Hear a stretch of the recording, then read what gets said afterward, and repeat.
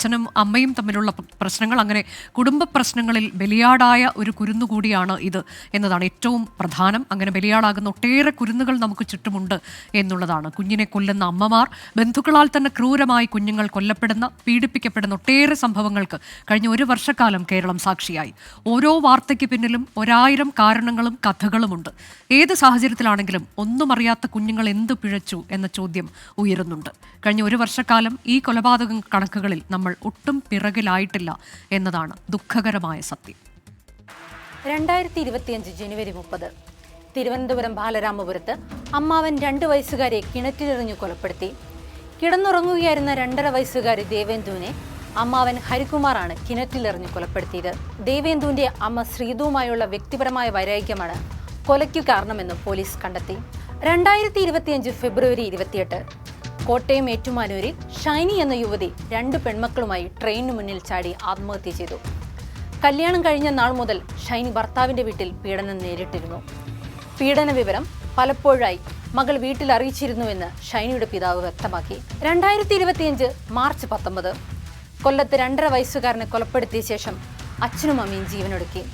കൊല്ലം മയ്യനാട് വലിയവിള അജീഷ് ഭവനത്തിൽ അജീഷ്, ഭാര്യ സുലു, മകൻ ആദി എന്നിവരാണ് മരിച്ചത്. രോഗം ബാധിച്ചതിലെ മനോവിഷമവും സാമ്പത്തിക ബാധ്യതയുമാണ് മരണകാരണമെന്ന് കാണിക്കുന്ന ആത്മഹത്യക്കുറിപ്പ് പോലീസിന് ലഭിച്ചു. നാടിനെ ആകെ കണ്ണീരിലാഴ്ത്തിയ സംഭവമായിരുന്നു മയ്യനാടുണ്ടായത്. 2025 ഏപ്രിൽ 11 കണ്ണൂർ മീൻകുന്നിൽ 2 മക്കളെ കിണറ്റിലെറിഞ്ഞു കൊലപ്പെടുത്തിയ ശേഷം മാതാവ് ജീവനൊടുക്കി. മീൻകുന്ന് സ്കൂളിന് സമീപത്തെ ഭാമയും 14ഉം 11ഉം വയസ്സുള്ള മക്കളുമാണ് മരിച്ചത്. പുലർച്ചെ 3 മണിയോടെയാണ് ഭാമിയെയും മക്കളെയും കാണാനില്ലെന്ന വിവരം വീട്ടുകാർ അറിയുന്നത്. പിന്നാലെ അയൽവാസികളും പോലീസും ചേർന്ന് തിരച്ചിൽ ആരംഭിച്ചു.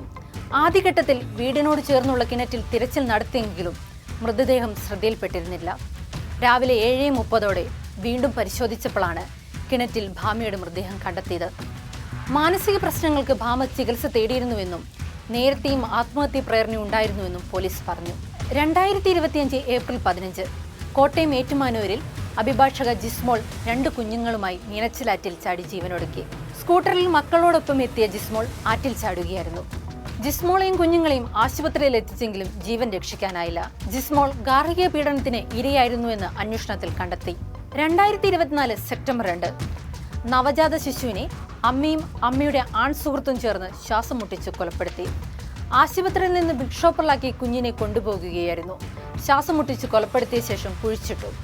സംഭവം ചേർത്തല ചേന്നംപള്ളിപ്പുറത്ത്. സംഭവത്തിൽ കുഞ്ഞിന്റെ അമ്മ ആശയും സുഹൃത്ത് രതീഷും പിടിയിലായി. കോട്ടയം സ്വദേശിനിയായ ശില്പ തന്റെ 11 മാസം മാത്രം പ്രായമുള്ള കുഞ്ഞിനെ കൊലപ്പെടുത്തിയത് പങ്കാളിയുമായുള്ള ബന്ധത്തിലെ പിരിമുറുക്കം മൂലമാണ്. കുഞ്ഞിനെ കഴുത്തു ഞെരിച്ച് കൊലപ്പെടുത്തിയ ശേഷം മൃതദേഹവുമായി സഞ്ചരിച്ചത് ഷൊർണൂർ വരെയാണ്.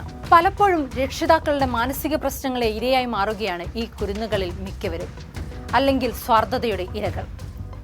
കുരുന്നു ജീവനുകളെ ഇനിയെങ്കിലും പ്രതികാരത്തിന് ഇരകളാക്കാതിരിക്കാം. കവർന്നെടുക്കുന്ന കുരുന്നു ജീവനുകൾ അവസാന ശ്വാസത്തിലും കരഞ്ഞിരിക്കുക അമ്മയെന്ന് വിളിച്ചായിരിക്കാം.